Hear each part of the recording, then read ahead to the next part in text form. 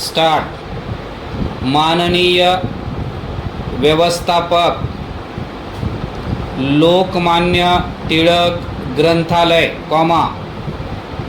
146, टिळक पथ,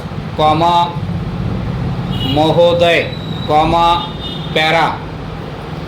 आपले 12 एप्रिल 1980 चे पत्र मिळाले।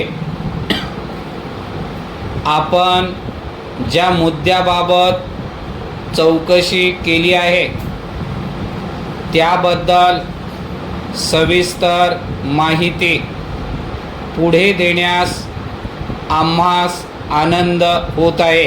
परिच्छेद।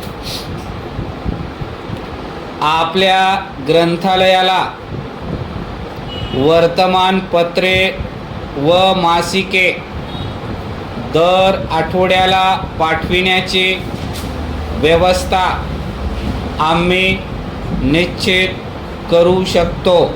परिच्छेद।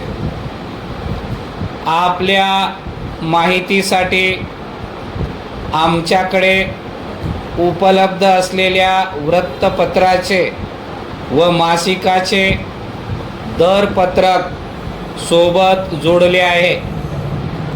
या दरपत्रकात खाली तुम्हाला व्यापारी सूट काय देता येईल हेही स्पष्ट केले आहे।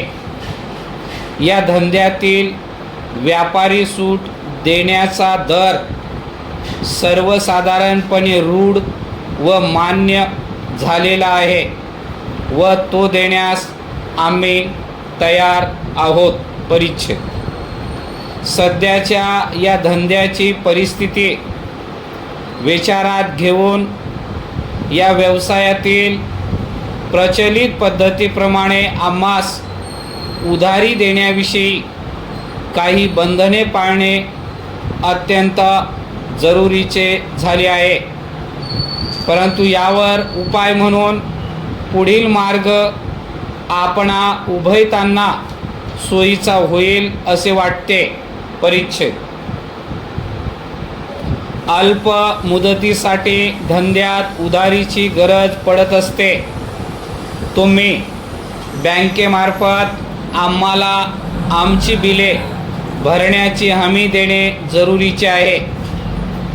हे शक्य झाल्यास उभयताच्या सहकार्याने आपण आपले व्यापारी संबंध प्रस्थापित करू शकू।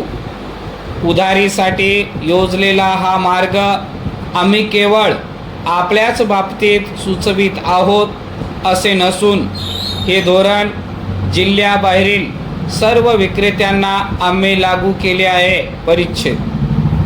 आपण मागवलेली सर्व वृत्तपत्र व मासिके पार्सल पोस्टाने तुमच्याकडे दर आठवड्याला रवाना करण्यात येतील। आपण आपली मागणी नियमित पाठवावी। आपले तसे व्यापारी संबंध सुरू झाल्याने तुमचा मुख्य फायदा म्हणजे आमच्या संघटित सेवेचा तुम्हाला वेळेवर वृत्तपत्र मिळण्यास फार उपयोग होईल।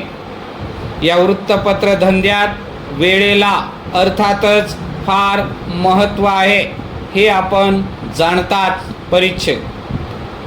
तुमच्या पत्रात जाहिरातीबद्दल एक प्रश्न उपस्थित करण्यात आला होता। आमचे अधिकृत विक्रेते म्हणून तुमच्या ग्रंथालयाचे नाव आम्ही आमच्या जाहिरातीद्वारा वारंवार प्रसिद्ध करीत जाऊ व त्याबद्दल तुम्हाला कोणताही खर्च द्यावा लागणार नाही। आमच्या जाहिराती सर्व प्रसिद्ध वर्तमानपत्रात व काही मासिकात आम्ही दरमहा देत असतो। परिच्छेद। आपल्या सर्व प्रश्नांचा मी वर उलगडा केलेला आहे, तरी शक्य तितक्या लवकर आपली मागणी कळवावी ही विनंती। आपला विश्वासू